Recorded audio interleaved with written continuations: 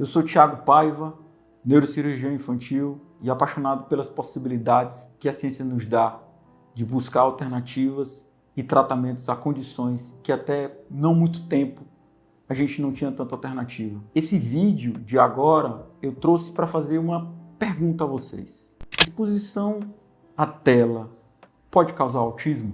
Nos últimos 8 anos eu tenho me dedicado a acompanhar o impacto que a exposição a telas digitais causa no desenvolvimento das crianças. Para vocês terem uma ideia do que isso representa, a principal plataforma de artigos científicos do mundo, chamada PubMed, que reúne os maiores cientistas e as principais revistas do mundo, nos últimos 23 anos, haviam 642 artigos relacionados a tempo de exposição e alteração do desenvolvimento neurológico de crianças. Nos primeiros 10 anos, foram mais ou menos 50. E nos últimos 2 anos, de 2021 a 2023, mais de 350 artigos sobre esse assunto. O que mostra uma preocupação crescente e indiscutível do impacto que essas tecnologias têm no desenvolvimento neurológico das crianças, dos adolescentes e dos adultos. Vamos a alguns fatos. Uma criança que aos 12 meses de idade ela assiste TV ou DVD, sendo que o celular a gente já sabe que é muito pior, ela tem um risco significativamente maior de que aos 2 anos ela apresente uma série de sintomas muito parecidos com o autismo, especialmente se essa exposição for maior do que 3 horas por dia. Associado a isso, pais ou cuidadores que brincam pouco com essas crianças, elas incrementam esse risco. Isso é um fato. Um outro fato, o consumo de tela, seja celular, TV, DVD, a partir dos 6 meses de idade, pelo menos 2, 3 horas por dia, mostra que em torno de 2 anos de idade, o QI, que é um quociente que mede a inteligência da criança, ele está 40% menor do que uma criança que não assiste nessa frequência. Isso aliado a alterações neurocomportamentais, como baixa autoestima, um comportamento impulsivo, agressivo, um atraso de linguagem de socialização. Outro fato, exposição a dispositivos digitais por um tempo maior do que 25 a 30 horas por semana é definido como uma adicção. Adicção é dependência, do jeito que existem outros tipos de dependências. Dependências a substâncias, dependências a comportamentos, dependência a uso de bebida, de jogos. Para o cérebro, se eu exponho esse cérebro a mais ou menos 4 horas e meia por dia a mídias digitais, eu causo uma mudança gradual no sistema de recompensa que nós utilizamos para ter a sensação de prazer e que causa uma série de sintomas como impaciência, dificuldade de dormir, agressividade, impulsividade, baixa concentração, baixo rendimento na escola, perda de memória no dia a dia, que são sintomas que, para onde a gente olha hoje, a gente consegue ver pessoas ao nosso lado ou nós mesmos com esses sintomas. Essa mensagem, ela é uma mensagem que ela extrapola a necessidade que nós temos e que eu tenho em particular de cuidar de crianças, porque é um problema que atinge a criança, atinge o cuidador, atinge a rede de apoio, atinge os profissionais ao redor e que está espalhada por todo mundo e com muito pouca informação disponível no dia a dia. Então, o que falamos foi sobre fatos. Agora nós vamos explorar um pouco mais profundamente por que esses fatos eles são reais. Pensemos o seguinte, o cérebro ele tem 2 etapas. Ele tem uma etapa de desenvolvimento, em que ele cresce de tamanho, em que a massa dele aumenta até os 10 anos de idade. Isso explica porque a nossa cabeça cresce. Porque essa massa, sobretudo essa massa que a gente chama de córtex, que é essa massa cinzenta que estão os neurônios, eles aumentam de tamanho. Essa massa ela se expande até os 10 anos de idade. Esse pico ele diminui ao longo da adolescência, ele se estabiliza na idade adulta e aí, por volta dos 30 anos, ele começa a decrescer. O que acontece é que por dentro desse córtex, que é essa parte mais superficial, a capa do cérebro, existe um sistema mais profundo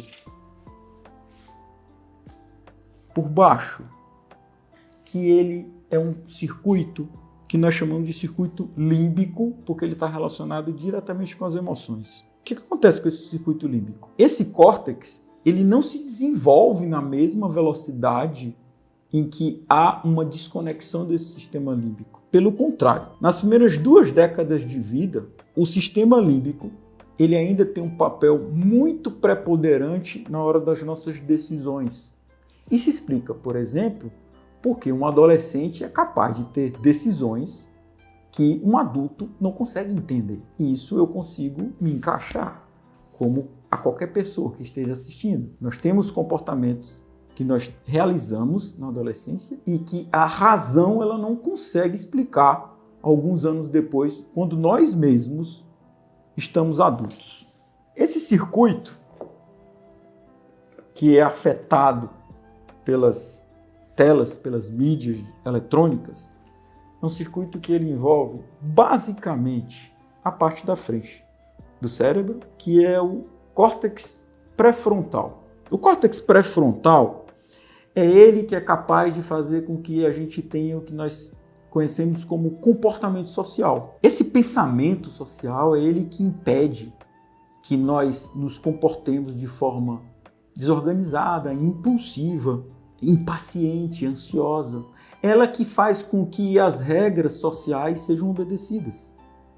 Ela que faz, por exemplo, que eu respeite o direito do próximo, ou eu saiba que cruzar o sinal vermelho é proibido, ou que eu não posso simplesmente me desagradar de algo e sair quebrando tudo. Como esse córtex pré-frontal, nós não nascemos com ele na sua forma mais desenvolvida, explica.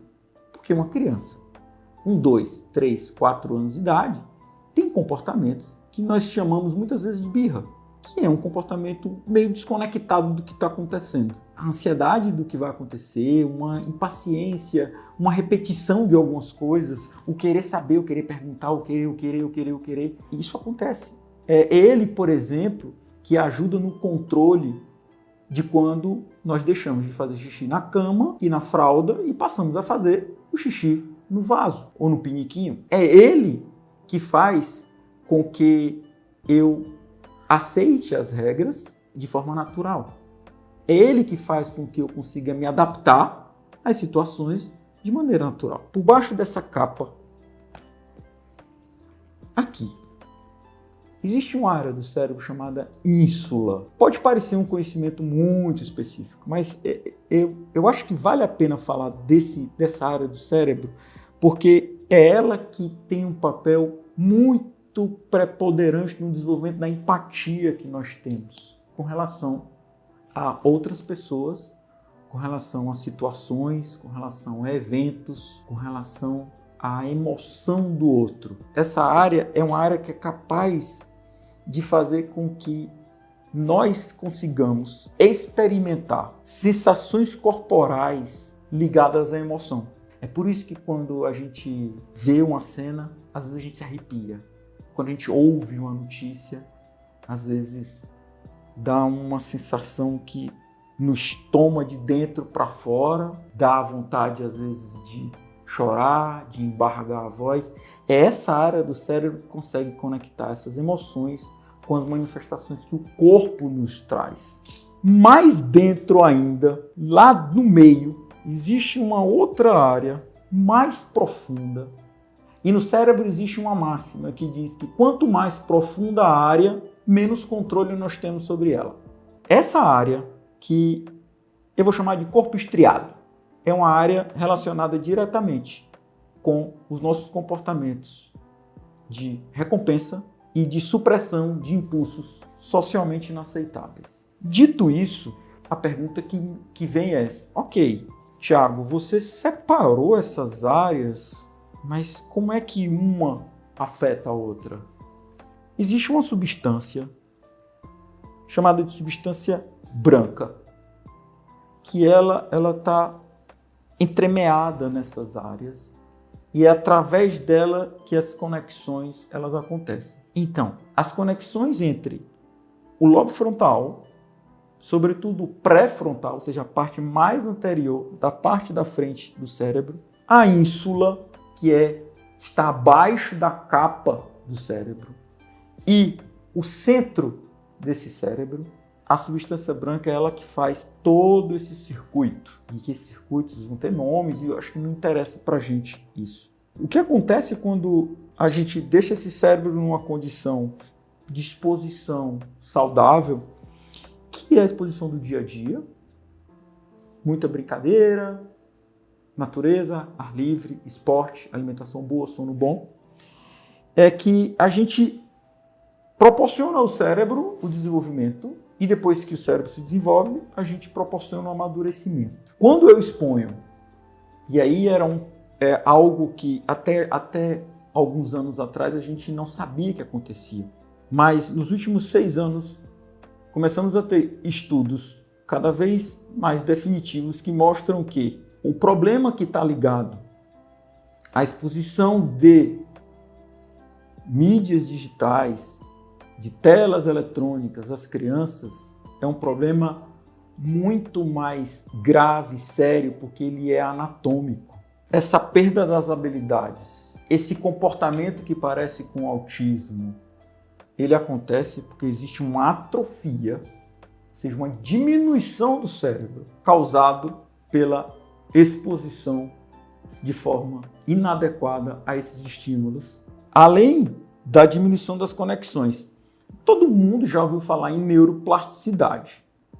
Neuroplasticidade é a capacidade que o cérebro tem e que o tecido neurológico tem de se adaptar às situações às quais eles são expostos. O que acontece nesses casos é algo que eu vou chamar de neuroplasticidade do mal, ou neuroplasticidade negativa. Conexões que são usadas com frequência, elas são reforçadas e ampliadas. Conexões que não são utilizadas, a natureza elimina. Então pensa bem, se as conexões naturais do cérebro não são utilizadas, a natureza vai eliminar essas conexões. Se as áreas do cérebro não são utilizadas, elas vão ser eliminadas. Me permitam ler algo a vocês sobre maturação, ou seja, amadurecimento do cérebro e função executiva. Função executiva, conjunto de capacidades cognitivas que permitem ao indivíduo perceber os estímulos do seu próprio ambiente, responder de forma adaptativa com boa flexibilidade para a mudança, antecipar objetivos futuros e, por fim, avaliar de maneira adequada as consequências dos seus atos e seus comportamentos. Isso é a função executiva do cérebro. É a capacidade que eu tenho de perceber os estímulos ao meu redor do ambiente, responder de forma adaptada. Se eu sou provocado para o bem, eu respondo de uma forma boa. Se eu sou provocado negativamente, eu posso ter uma reação diferente. Antecipar quais as outras situações que podem acontecer, ou seja, improvisar. E, por fim, saber se o que eu fiz é uma consequência aceitável para os meus atos e comportamentos. Vocês sabem qual é o contrário disso que eu acabei de ler? Chama-se transtorno do espectro autista. Então, todas as vezes que eu destruo esse amadurecimento do cérebro, eu perco a capacidade de entender as emoções do outro, de entender as minhas emoções, adaptar-me às emoções do outro entender as complexidades das pessoas e da vida. Se uma pessoa chora, eu me compadeço. Se uma pessoa ri, eu rio com ela. Se uma pessoa briga, eu me resguardo. O contrário disso é o autismo. O autismo é a incapacidade de entender as emoções próprias e do outro e ter uma resposta adequada a essas emoções, dentro de uma dificuldade imensa de se adaptar a novos ambientes e novas situações. Um comportamento rígido tem sempre que ser daquele jeito, tem sempre que ser daquela forma. Se não for daquele jeito, se não for daquela forma, ele não consegue fazer coisas simples do próprio dia a dia. E aí eu volto àquela primeira pergunta de provocação desse vídeo. Ela causa autismo? O uso indiscriminado de telas, ela não é capaz de causar autismo, mas ela é capaz de criar duas coisas que para mim são muito piores do que autismo. Uma é um comportamento que parece com autismo em todas as suas características numa criança que não era autista, uma criança que era neurologicamente normal. E dois, a síndrome da dependência de telas, para mim, é um problema muito maior do que um comportamento que lembra o autismo, porque envolve uma série de comportamentos que são manifestações involuntárias de algo que eu tenho total noção do quanto me prejudica, que é o comportamento da dependência. Se eu sei que algo me faz mal, que muda a minha vida, que atrapalha as minhas relações, que atrapalha a minha família, se eu sei que isso acontece e eu mesmo assim decido continuar com esse comportamento, para mim isso é muito mais sério do que uma criança que tem comportamento do espectro autista porque foi exposta à tela numa idade onde ela não tinha como escolher.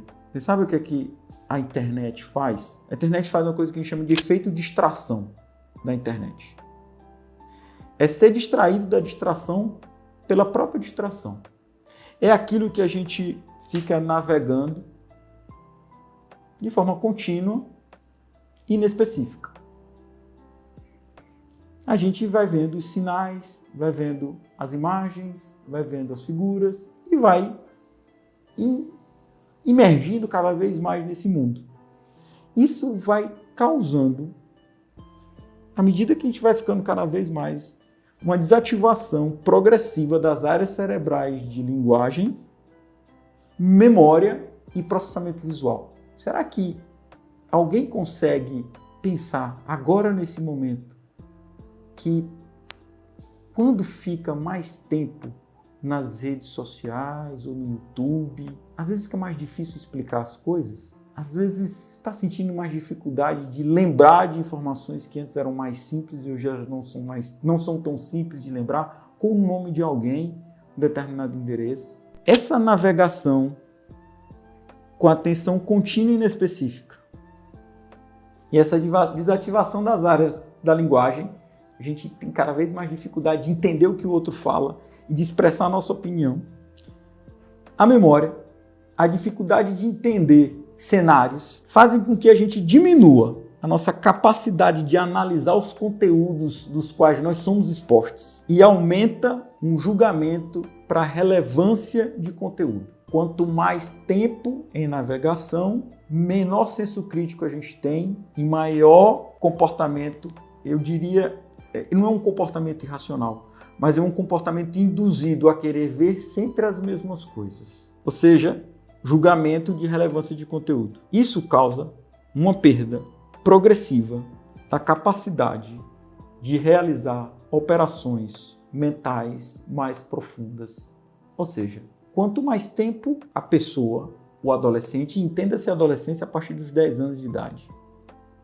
Quanto mais tempo a criança, depois dos 10 anos de idade, fica exposta às telas, mais fácil ela pode ser manipulada com relação aos seus desejos reais, a sua capacidade produtiva a sua capacidade de se adaptar emocionalmente. E aí nós temos um cenário que ele é catastrófico. Dentro disso que eu acabei de falar, eu posso colocar o bullying. Os adolescentes, eles sofrem mais bullying.